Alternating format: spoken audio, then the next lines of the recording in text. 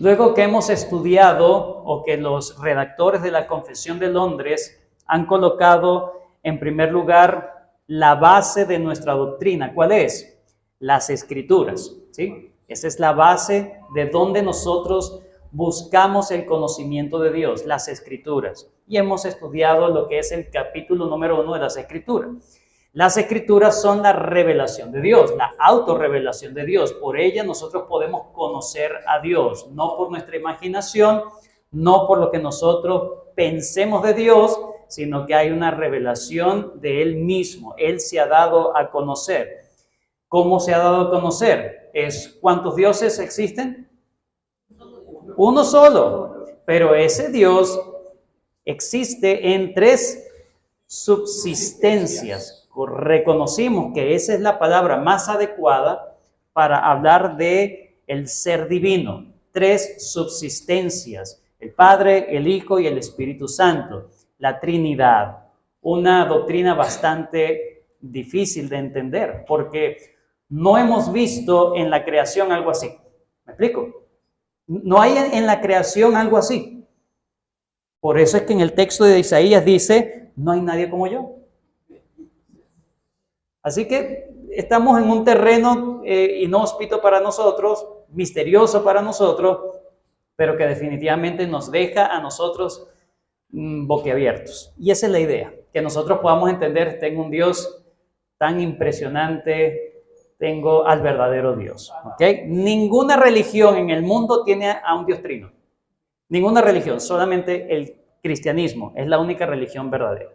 Pero luego que hemos estudiado la revelación de Dios y hemos estudiado el ser de Dios, o hemos tratado de estudiar el ser de Dios, ahora vamos a considerar, luego de conocer su naturaleza, vamos a considerar ahora las obras de Dios.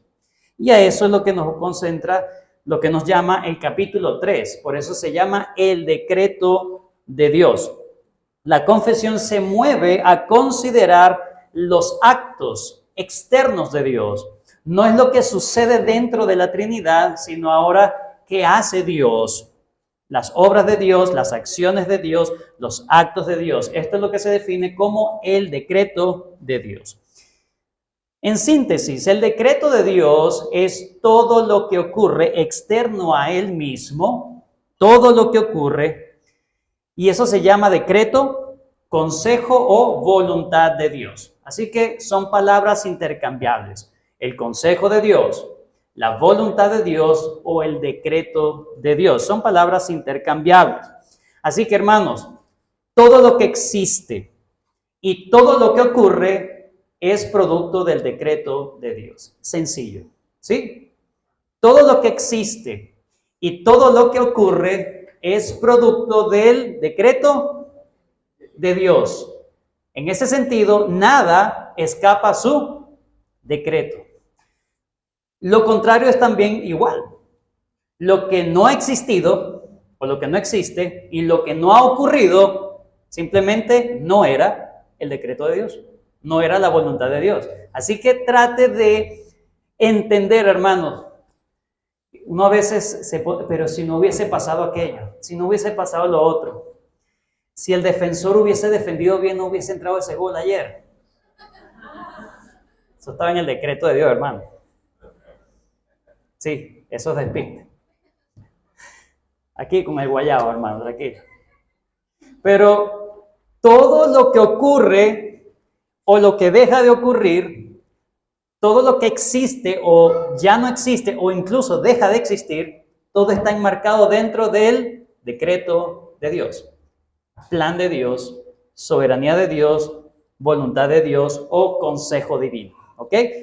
El puritano William Ames dice del decreto de Dios o definió el decreto de Dios de esta manera.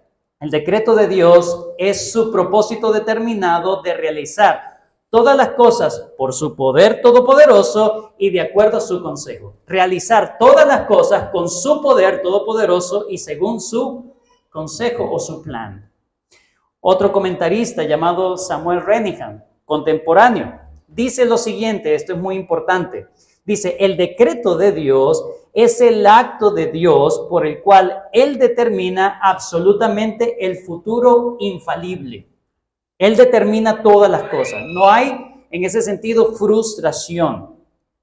Sigue diciendo, de todo lo que está fuera de Él, acerca de Dios, todo lo que está fuera de Dios, todo lo que está fuera de Él, para alabanza de su propia gloria, quien es la causa y el director de todas las cosas, el antecedente y gobernador de todos los eventos, el estudio del decreto de Dios es el estudio de todo lo que es su voluntad causada. Todo es porque es la voluntad de Dios. Lo que existe es porque es la voluntad de Dios. Lo que no existe o no existió no es la voluntad de Dios. Hay cosas importantes que deben controlar nuestra mente a la hora de abordar el tema del decreto de Dios. La confesión consta de 7 párrafos. 7 párrafos en el capítulo 3 para hablar del decreto de Dios. Hoy solamente vamos a concentrarnos en los primeros 2. Pero en estos 7 párrafos, nosotros debemos tener en cuenta 3 cosas por lo menos. Número 1, si el decreto de Dios es todo lo que existe, todo lo que hay, ¿verdad? O todo lo que ocurre. Entonces, todas las cosas que existen y todas las cosas que ocurren tienen su causa primaria en Dios. Eso es lo primero que debemos entender. ¿Qué debo yo tener en mi mente a la hora de hablar del decreto de Dios? Bueno, que todas las cosas que existen y todas las cosas que ocurren tienen su causa primaria en Dios. Es decir, el mundo no es eterno como Dios. Dios es la causa primaria del mundo, pero nadie causó a Dios. Si Él es la causa primaria, significa que de Él se desprende todas las causas. Así que el mundo sería la causa ¿qué? Secundaria. Todo lo que viene después de Dios es secundario. Eso es lo que debemos entender.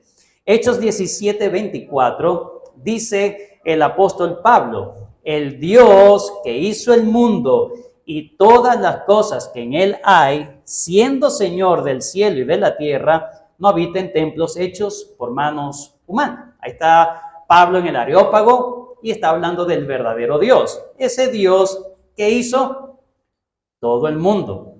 Así que no hay un dualismo aquí de que hay cosas que Dios estaba en el cielo. Dios, no, el cielo tuvo un inicio.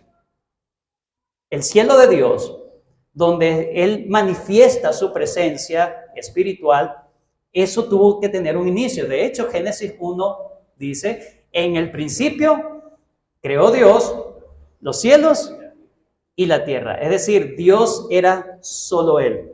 El único ser eterno es Dios. No es ni las nubes, ni los cielos, ni los ángeles, ni los arcángeles, nada. Solo Dios es eterno. Solo Él es la causa primaria. Si Dios siempre ha existido y el cielo siempre ha existido, entonces, ¿quién causó el cielo? O a menos que el cielo sea una causa primaria también, y no es así. Solo Dios es la causa primaria. Es lo primero que debemos entender. Número 2. Cosas que deben regir nuestra mente. Número 2. Todas las cosas que existen y ocurren en este mundo también son responsabilidad humana. Dijimos que los decretos de Dios es todo lo que existe y todo lo que ocurre. Pero también cuando hablamos del decreto de Dios, en este lado de la eternidad, en el mundo, eso no disminuye la responsabilidad humana. Y la confesión lo va a dejar bien claro. ¿Ok? Por ejemplo, Esteban existe porque Beximar y yo nos casamos. ¿Sí? Hubo una responsabilidad en nosotros. ¿Cierto? Sí, Dios quería que Él existiera, pero Dios también tiene unos medios. Y en esos medios está nuestra responsabilidad. La responsabilidad humana. Es decir, hermanos, tus decisiones no escapan del decreto de Dios, pero tú sigues siendo responsable de las decisiones malas o buenas que tú haces dentro del marco del decreto de Dios. Eso es fuerte entenderlo, porque ¿cómo es posible de que todo lo que ocurre es Dios, pero también yo tengo responsabilidad en eso? Como dijo Charles Spurgeon, la soberanía de Dios y la responsabilidad humana son como 2 rieles, ¿verdad?, de un tren que van paralelo, ¿verdad?, correspondencia, Van paralelo, paralelo, y en algún lugar por allá se deben encontrar, pero no lo vamos a ver acá. No sé cómo funciona eso. Decreto de Dios o voluntad de Dios, soberanía de Dios y responsabilidad humana. Una no anula la otra. ¿Ok? Eso debemos entenderlo. Note, por ejemplo, Hechos 4:27. Hechos 4:27. Porque verdaderamente, está aquí el pueblo está perseguido, la iglesia está perseguida, y ellos oran al Señor y dicen, porque verdaderamente se unieron en esta ciudad contra tu santo Hijo Jesús, a quien ungiste, y nombra a quién fue el que estuvo en contra. Herodes, Poncio Pilato, con los gentiles y el pueblo de Israel. Está nombrando los responsables de la muerte del Señor Jesús. Versículo 28. Pero ellos hacen para hacer cuanto tu mano y tu consejo habían antes determinado que sucediera. Entonces, ¿la muerte del Señor es causada por Dios o causada por la maldad de los hombres? Las dos cosas. La maldad de los hombres estaba dentro del plan de Dios. ¿Ok? Él es la causa primaria. Pero ya vamos a ver el tema de la maldad, no me voy a adelantar. Pero aquí el punto es que Dios no disminuye la responsabilidad. Si usted peca, no vaya a decir, bueno, eso es culpa de Dios, porque Él decretó que yo pecara, que yo viera esto que no debía ver, que yo pensara esto que no debía pensar. Bueno, eso es culpa de Dios. ¿Cuál Adán? Señor, pero es que la mujer que tú me diste, ¿es culpa tuya? No. Todas las cosas que existen y ocurren también son responsabilidad humana dentro del decreto de Dios. Y en tercer lugar, todas las cosas que existen y ocurren tienen un propósito. Todas las cosas que existen y ocurren tienen un propósito. Hermanos, nosotros no estamos gobernados por el azar. ¿Ok? No estamos gobernados por el azar, por las casualidades, por la suerte. Eso no existe. Dios ha decretado todas las cosas y todo funciona según como Dios lo ha diseñado. ¿Sí? Todo hace de tal manera como Dios lo ha diseñado, como Dios le ha dado su propiedad. Por ejemplo, ¿será casualidad que el agua moje? ¿Será algo casual? No. Es parte del decreto de Dios que el agua moje y que la candela queme. Es parte del decreto de Dios. No es algo casual, no es algo azaroso. No vivimos en un mundo caótico que todo es causa y efectos sin ningún tipo de propósito. No. Cada existencia y cada ocurrencia en el mundo, todo tiene un propósito para la gloria de Dios. Eso es lo que debemos entender en cuanto a los decretos. Hemos visto, número 1, el decreto es, Dios es la causa primaria de toda existencia y de toda ocurrencia, todo lo que ocurre. Número 2, eso no anula la responsabilidad humana. O sea, usted también es responsable de las cosas que ocurren y que existen también. ¿Sí? Alguien tuvo que diseñar la computadora, pero estaba dentro del decreto de Dios. Y por último, ¿verdad? Todas las cosas que existen y ocurren tienen un propósito. Un propósito. Note Isaías 14. Vayan conmigo a Isaías 14. 24. Isaías 14, 24. Si tiene Biblia, sería bueno que la saque y la lea. Isaías 14, 24. Dice la palabra de Dios, Jehová de los ejércitos juró diciendo, ciertamente se hará de la manera que he pensado y será confirmado como lo he determinado, que quebrantaré al asirio en mi tierra y en mis montes lo hollaré, y su yugo será apartado de ellos y su carga será quitada de sus hombros. Este es el consejo que está acordado sobre la tierra y está la mano extendida sobre todas las naciones, porque Jehová de los ejércitos lo ha determinado. ¿Y quién le impedirá? y su mano extendida, ¿quién le hará retroceder? Ese es el Dios Trino Todopoderoso. Él gobierna todo, Él hace todo, pero con un propósito. Todo lo lleva con un propósito, y ese propósito es recordando quién es Dios, la naturaleza de Dios, capítulo 2 de la confesión, que es un Dios sapientísimo, libérrimo, ¿verdad? Todas estas cualidades que vimos de Dios, características que vimos de Dios, garantizan que todo lo que sucede tiene un propósito en la mente de Dios. Y lo bueno de ese propósito es que si se desprende de Dios, necesariamente es un propósito santo, justo y bueno. Santo, justo y bueno. Eso es consolador, hermano. Aún en el sufrimiento hay un propósito santo, justo y bueno. Independientemente del grado de dificultad, independientemente de la agudeza de la aflicción, todo va a ser santo, justo y bueno para la gloria de Dios. No se olvide de eso.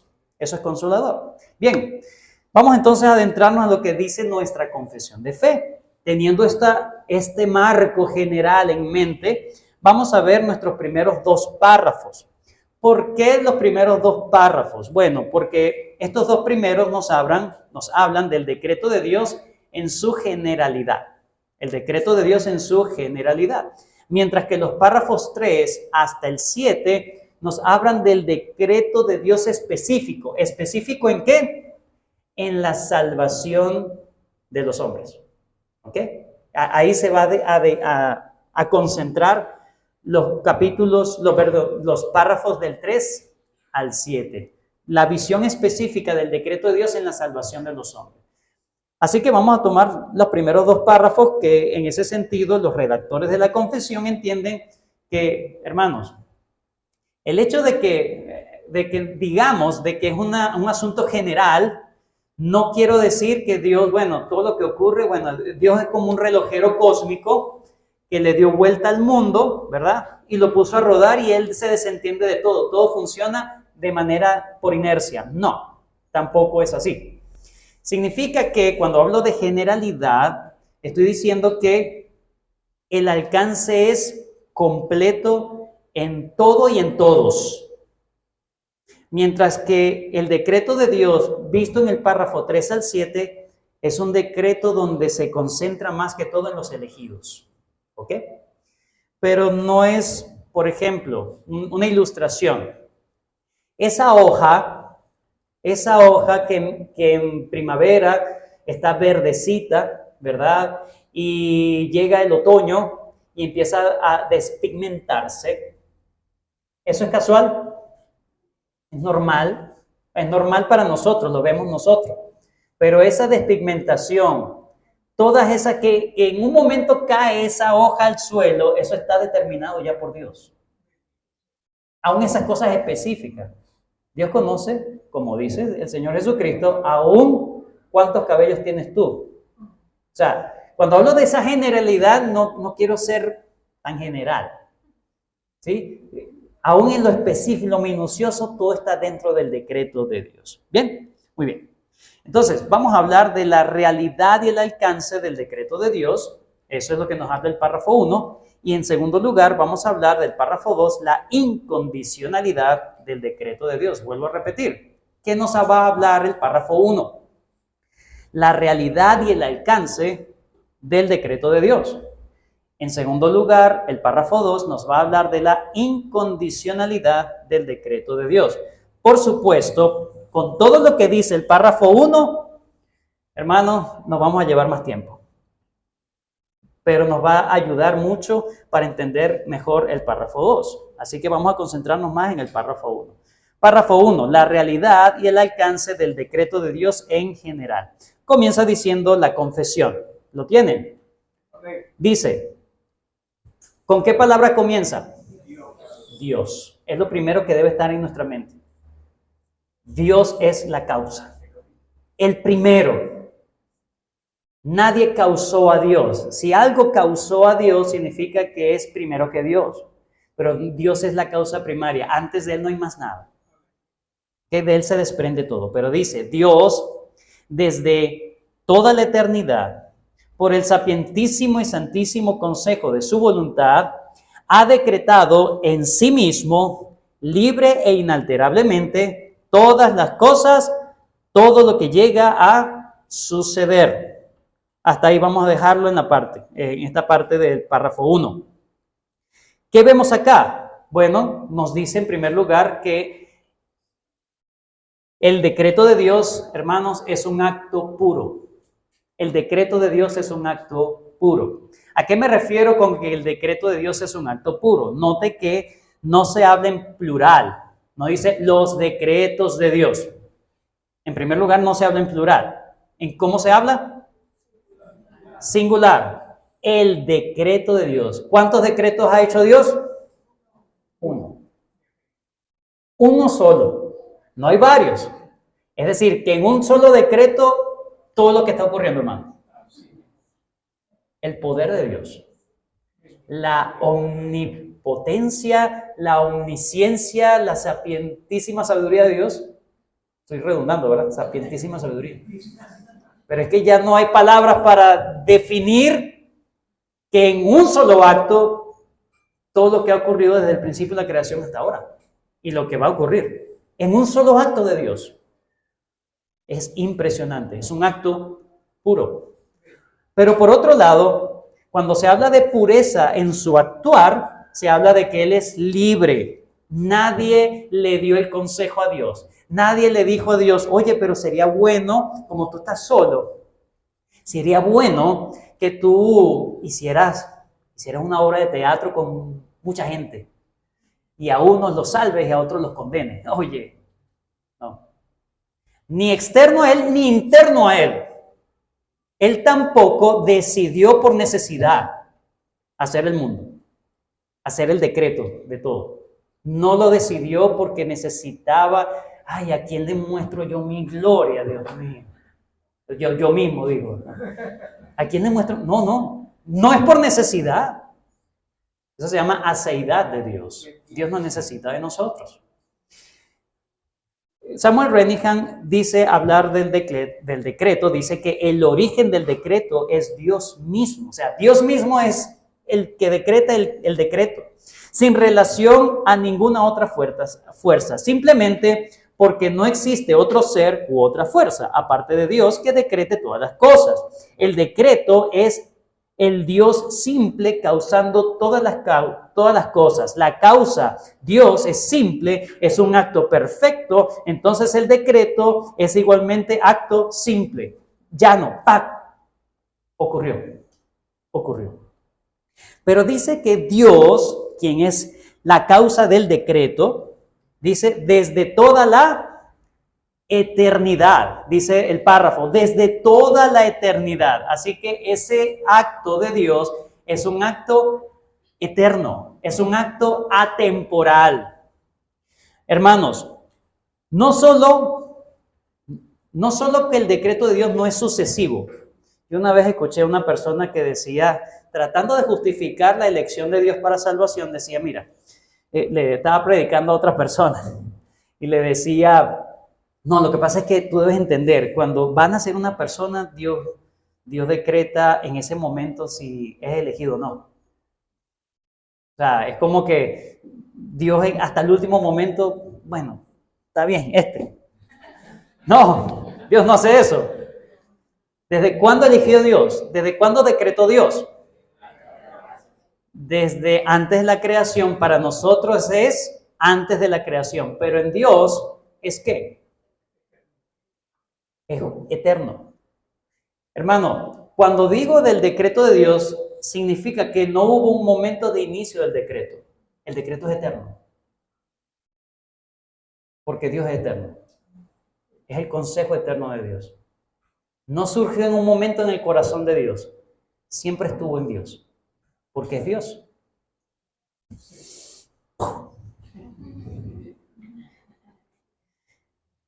Desde toda la eternidad, dicen. Desde toda la eternidad siempre estuvo el consejo de Dios. Siempre. No es una progresión de consejos y luego de que Dios planificó todo, entonces, bueno, ahora sí estoy listo para decretar. No. No es una progresión, no es sucesivo, es un acto puro y es un acto eterno, es en él mismo, en su propia deidad. Y su propia deidad, así que es eterna, por lo tanto el decreto comparte la esencia eterna de Dios en ese sentido. El decreto es eterno porque Dios es eterno. Dios no piensa como nosotros. 1, 2, 3, ahí va. Voy a decretar con la varita mágica. No, no hay eso. Es un acto puro. Dios, hermano, ¿tú crees que conoces a Dios? Es incomprensible. Es maravilloso, es grandioso, hermano. Dios es un acto, y es un acto eterno, es un acto puro. No ocurrió simplemente en un momento, no fue una decisión en algún momento de la eternidad. ¿En qué año de la eternidad fue? No, simplemente está en Dios. ¿Ok? Una vez más tengo que citar a Renihan porque nos va a ayudar a entender esto. Dice, al ser un acto del Dios simple, el decreto también es eterno. En Dios, el decreto no tiene principio, ni fin, ni sucesión. No es algo que le pasó a Dios o que ocurrió en Dios. Es una causa eterna que causa una cantidad inexplicable de efectos temporales y sucesivos, pero no podemos ni debemos deducir que la multiplicidad de esas sucesiones de los efectos, multiplicidad o sucesión está en Dios. Es en los efectos, pero en Dios no. No hay Dios no consideró esto, como una ramificación de eventos. Y no, por aquí, esto sí está chévere. No, un acto puro. Pero también nos dice esta primera parte del párrafo, nos dice que este acto de Dios está basado entonces en su propia naturaleza. Dios, desde toda la eternidad, por el, ¿qué dice ahí? Sapientísimo y santísimo. ¿Qué atributos hay ahí del decreto de Dios? Que es el decreto de Dios siempre es sabio y siempre es santo. Hermanos, todo lo que ha ocurrido, Dios no se ha equivocado, ni tampoco ha sido malvado. Ha sido santo y ha sido justo. Ha sido sabio Dios. Pero es que si hubiese, tú le estás diciendo a Dios, yo hubiese pensado mejor que Dios. Porque si hubiese pasado así, no hubiese ocurrido así. No, seguramente, porque tú eres más inteligente que Dios. Pero no es así. El acto de Dios es según su propia naturaleza. Su decreto está impregnado o marcado con sus huellas indelebles de su propia naturaleza, bondad, sabiduría, santidad, justicia. Por lo tanto, no hay muchas voluntades de Dios, hay una sola voluntad. Y esto nos lleva a lo más fuerte para entender. Espero esté despierto todavía. Lo más difícil, porque bueno, si todo es la causa primaria y todo lo que ha ocurrido ocurrirá y todo lo que existe ha existido y existirá, todo está dentro del decreto de Dios, entonces ¿qué pasa con el mal? ¿Acaso no existe el mal? ¿Existe el mal? ¿Existe la maldad? Sí. ¿Es Dios la causa de la maldad? No. La confesión dice que no. Entonces, ¿cómo entender la maldad dentro del decreto de Dios si todo lo que existe, Dios es la causa primaria de todo? Note lo que dice la confesión. En unas traducciones dice, sin embargo, en esta que yo estoy usando, que es del Legado Bautista Confesional, dice, pero de tal manera que por ello Dios ni es autor del pecado, ni tiene comunión con nadie en el mismo, en el pecado, ¿no? Ni hace violencia a la voluntad de la criatura, ni se quita la libertad o contingencia de las causas secundarias. Antes bien son establecidas, en lo cual se manifiesta su sabiduría en disponer todas las cosas, su poder y fidelidad en el cumplimiento de su decreto. Hermanos, la confesión va a seguir el mismo patrón de la Biblia. La Biblia declara y establece la universalidad del decreto de Dios, pero al mismo tiempo declara que Dios no es culpable del pecado.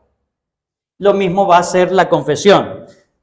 universalidad, alcance supremo sobre todo y sobre todos, pero Dios no es el culpable. Y así lo declara, así lo declaramos, así lo creemos. No, Dios no es el culpable de la maldad. Primera de Juan 1:5 dice, este es el mensaje que hemos oído de Él y os anunciamos, Dios es luz y no hay ningunas tinieblas en Él. Nada, no hay nada oscuro en Él, no hay nada malvado en Él, no hay nada que le haga o le incite a tentarse al mismo o a tentar al otro, como dice en Santiago. Él no tienta a nadie. El pecado, o sea, ¿de dónde viene el pecado? De nosotros mismos, pero de Dios no. ¿Y de dónde viene la bondad, la justicia y sabiduría? De Dios, de nosotros no. O sea, todo lo bueno viene de Dios, porque Él es el Padre de las luces. Toda buena dádiva, todo don perfecto, viene de Dios. ¿Y de nosotros qué nace? Por la concupiscencia, ¿verdad? Da a luz el pecado. Así es. Así es, hermano. Así es. Así que la confesión rechaza contundentemente que el origen de la maldad sea Dios. Eso sí debe estar claro en cada uno de ustedes. Más allá del decreto de Dios, debemos confesar, no, pero Dios no es y no puede ser el origen de la maldad. Note los paralelismos de la propia confesión. Dice que Dios, ¿verdad? Por el sapientísimo y santísimo consejo, y luego dice, pero de tal manera, o sea, Él es tan sabio y Él es tan santo que ha ordenado todas las cosas de tal manera que Él no llega a ser el originador de la maldad. Uf.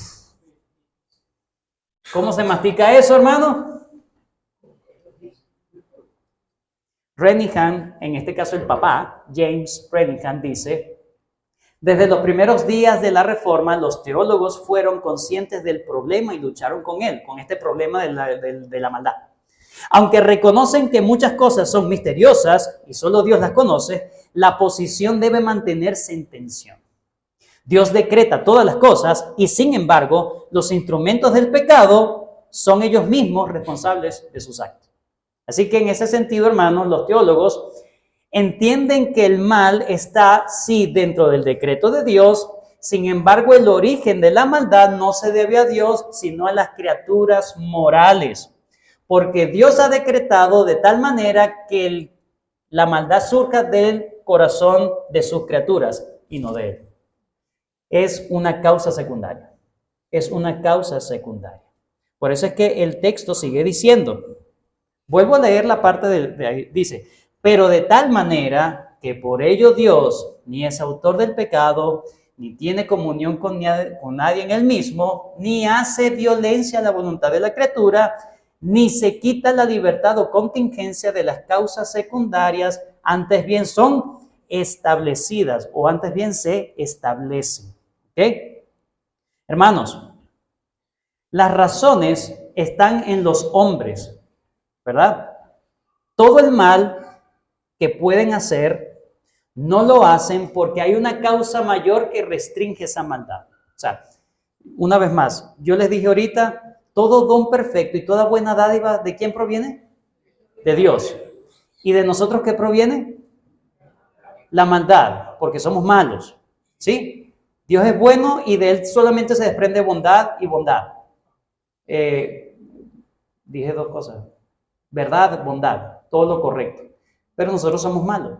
¿Qué es lo que hace que nosotros no seamos tan malos? Que hay una causa primaria que restringe nuestra maldad. ¿Ok? Pero esa causa primaria no hace que surja en nosotros toda la maldad que pueda surgir, pero también debemos entender, Dios no está obligado a restringir esa maldad, pero Dios la restringe. Gloria a Dios. Gloria a Dios. Si nosotros no somos tan malos, no es por nosotros, es porque Dios nos está restringiendo. ¿Qué son esas causas necesarias? Causas secundarias. Cuando entendamos, hermanos, las causas secundarias, usted va a salir de aquí diciendo, así como salí yo hace poco. Está Estaba todo embotado, hermano. Yo, ¿qué? No entiendo, Señor. No, no hablo nada. No, ahora entendí. Las causas secundarias. Las causas secundarias, es decir, que la maldad viene por causas secundarias. Hay tres cosas para entender las causas secundarias. Tres cosas, ¿verdad? Ellas son distinguibles, pero siempre, nunca actúan discordantes, siempre actúan entrelazadas, ¿ok? Las causas secundarias podemos dividirlas solamente para entenderlo, pero no se pueden dividir, ellas están siempre juntas. Las causas, en primer lugar, las necesarias. Las causas necesarias, en segundo lugar, las causas libres y en tercer lugar, las causas contingentes. Causas necesarias, causas libres y causas contingentes. Esas tres cosas constituyen las causas secundarias. ¿Sí me están siguiendo? Sí, a ver, las caras. Vuelvo a repetir. Las causas secundarias, que es de donde se desprende el pecado, donde se desprende la maldad, se constituyen de tres causas: necesarias, libres y contingentes. ¿Cuáles son las necesarias? Dentro del decreto de Dios, Dios ha hecho que hayan causas necesarias en el sentido de que hayan efectos invariables. Explico. Si yo salto en este momento, no me voy a quedar suspendido en el aire, ¿verdad que no? Dios ha establecido que, por ejemplo, nosotros entendemos la fuerza de gravedad. Yo voy inevitablemente a caer. Ese es, ¿por qué me caí? Porque hubo una causa necesaria para que me cayera. ¿Cuál fue? Que me lancé. Y no había nadie que me, ¿verdad? Esa es una causa necesaria. ¿Por qué será este dolor? Algo tuvo que haberme pasado. ¿Me explico? ¿Sí? Cuando usted, ay, esto sí me pica, ¿qué será? En la noche. Un zancudo. Espero que sea solamente un zancudo. Una causa necesaria. O sea, hay una causa que produce un efecto sí o sí. Va a ser. Una vez más, vuelvo con el tema del agua. Si usted anda todo mojado, yo puedo asumir que hubo una causa, que usted se bañó o está sudado. Pero hay agua, porque el agua moja. Causa necesaria. Causa libre son efectos variables. Las necesarias son invariables, sí o sí. Pero las libres son efectos variables. Un ejemplo. Yo puedo ir de aquí a allá hasta el final de la iglesia. Y si yo digo, bueno, si voy caminando, ¿en cuánto tiempo voy a llegar? Póngale usted, no, o sea, yo voy a caminar tranquilo, 3 minutos, de aquí a allá. Mucho, bueno, no importa, porque voy caminando relajado. De aquí a allá 3 minutos, pero si voy corriendo la misma distancia, voy a llegar más rápido. Pero eso no está desconectado de la causa necesaria. Si yo voy más rápido, entonces me voy a cansar, ¿cierto? Que si voy más lento. Pero yo puedo elegir cómo llegar. Esa es la causa libre. Yo puedo elegir venirme para la iglesia en bicicleta o venirme en transporte público. ¿Ok? Hay unas causas, ¿verdad? En cuanto a tiempo. Pero lo que yo elija va a haber una causa necesaria. Por eso es que no se pueden desprender. Son juntitas. ¿Ok? Causas necesarias y causas libres. Y la última es muy cómico porque le llaman causas contingentes, pero otro teólogo le llama las causas coincidenciales. ¿Qué son las causas coincidenciales? Son efectos variables, pero que no dependen de mí, dependen de otro. Por ejemplo, si yo estoy caminando hacia atrás y de repente está una persona que va caminando también y nos chocamos. Eso nosotros, ¿cómo lo llamamos? Casualmente. ¿Cómo se llama? Coincidencialmente. Coincidimos en un punto, ¿cierto? Pero no, yo no elegí eso, pero el otro sí lo eligió. Y de alguna u otra manera, ¡pum!, coincidimos en el mismo sitio. Coincidencia. Bueno, eso también se puede llamar causas contingentes, pero yo libremente decidía eso Tú ves los efectos de esa decisión y con el efecto de la decisión libre de otro y esas causas necesarias de otro, de repente coincidimos en algo. Por eso es que todas las decisiones, hermanos, causas necesarias, causas contingentes y causas libres. Todo eso constituye causas ¿qué? Secundarias. ¿Sí? Causas secundarias. Aquí está el punto. Dios no es nunca la causa secundaria, es siempre la causa primaria. Y Dios decretó que la maldad, Dios decretó que existiera la maldad por la causa secundaria. De tal manera que todos los actos de los hombres son responsables. Ellos son responsables por su libertad, por lo que ellos deciden hacer y todas las consecuencias que ellos hacen, porque Dios ha establecido sus causas necesarias y sus causas contingentes según el decreto de Dios. Ilustración, Primera de Reyes 22. Primera de Reyes 22, rápidamente.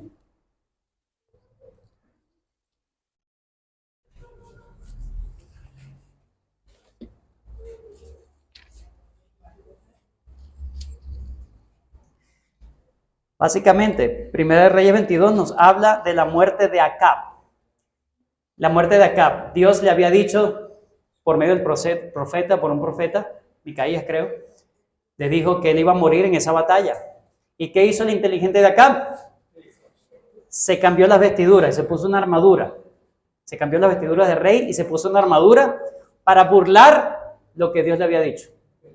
Y dice la palabra de Dios, versículo 34, 22-34, y un hombre disparó su arco a la aventura. Es decir, hubo una causa coincidencial o contingente, porque el hombre simplemente agarró, bueno, en ese caso,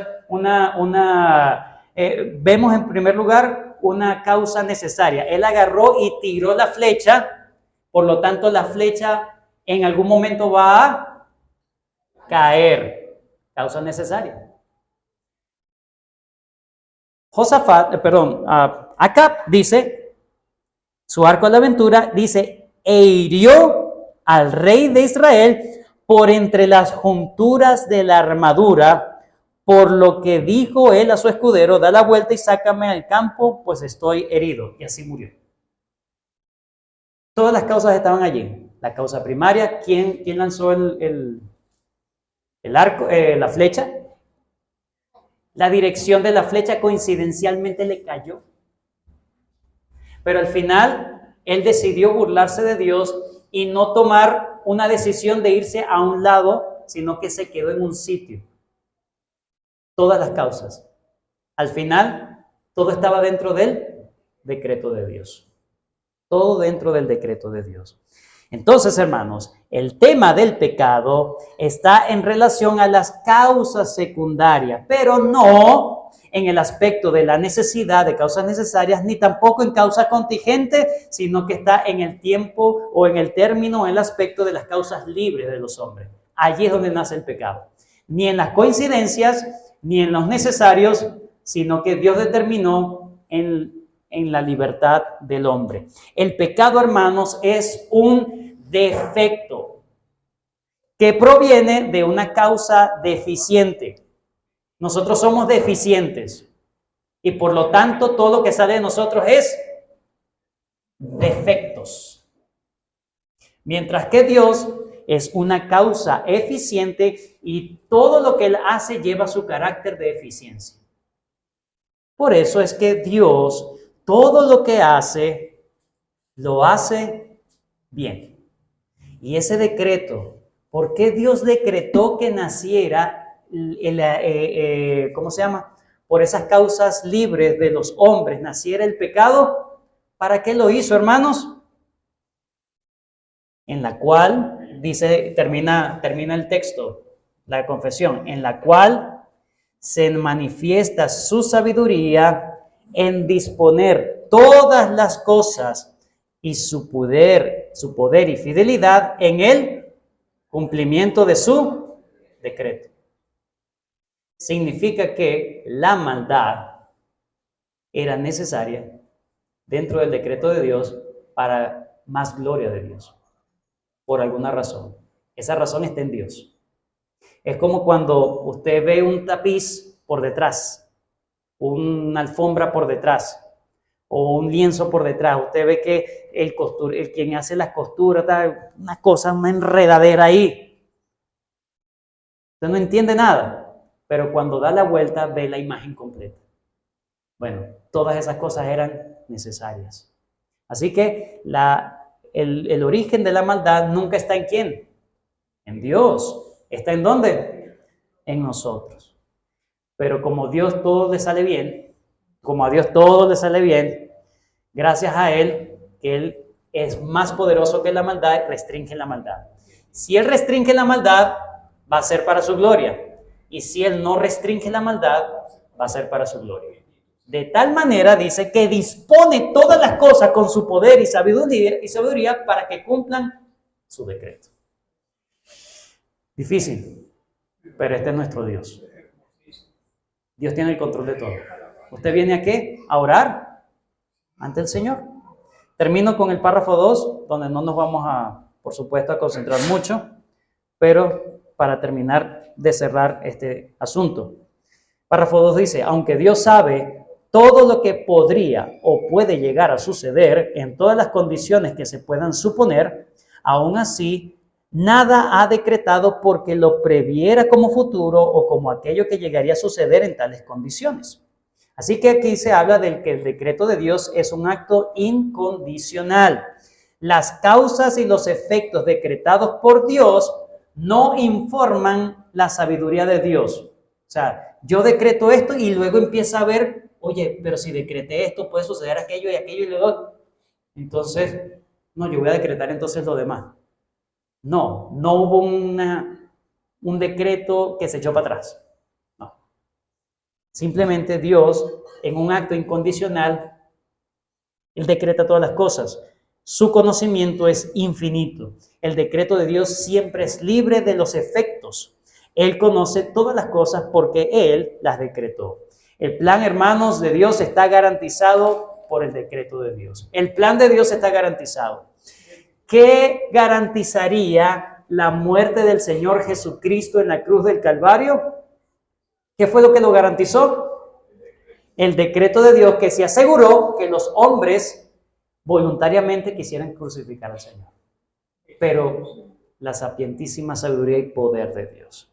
Hermanos, no estamos gobernados por el azar, no estamos gobernados por la casualidad, ni por un despropósito. Todo tiene un plan maravilloso en Dios. Eso sí lo podemos decir. Dios tiene un plan maravilloso. Conclusión.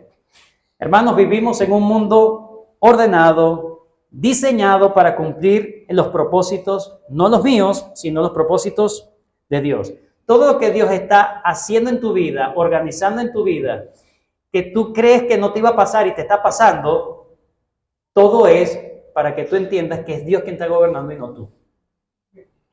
Deja las cosas en las manos del Señor. Ríndete a la soberanía de Dios. Todas las cosas, desde las cosas inanimadas, el cielo, el agua, el aire, el fuego, todas las cosas inanimadas, hasta todos nosotros, los seres humanos animados, todos estamos bajo el decreto de Dios y vamos a cumplir sí o sí su decreto, su voluntad, la voluntad del verdadero Dios, el Dios Trino. ¿Qué nos queda a nosotros, hermanos? No sabemos qué va a pasar en el futuro, no lo sabemos. Eso está en la voluntad secreta de Dios. Lo que sí sabemos es la voluntad revelada de Dios. ¿Dónde está la voluntad revelada de Dios? En las Escrituras. Deuteronomio 29:29 dice, las cosas secretas le pertenecen a Dios, pero las reveladas para nosotros, ¿para qué? Cumplamos y obedezcamos su ley. Para nosotros y para nuestros hijos. Así que, ¿qué va a pasar mañana? Ay, ¿qué va a suceder? Tranquilo. Hermano, tranquilo. Lo que va a pasar el 10 de enero, lo que va a pasar al final de las eliminatorias. Hermanos, eso no va a alterar, eso está dentro del decreto y del plan de Dios. Viva tranquilo, viva en paz, pero no deje de ser responsable en las cosas que el Señor sí le pide. Una vez más, el decreto de Dios no anula su responsabilidad. Usted viene aquí a orar. Dios va a ejecutar. Él ha decretado que su plan se va a ejecutar por medio de la oración de su pueblo. Así que oremos y confiemos en ese Dios que está en control de todo y descansemos en su soberanía. Gracias, Señor, por esta clase.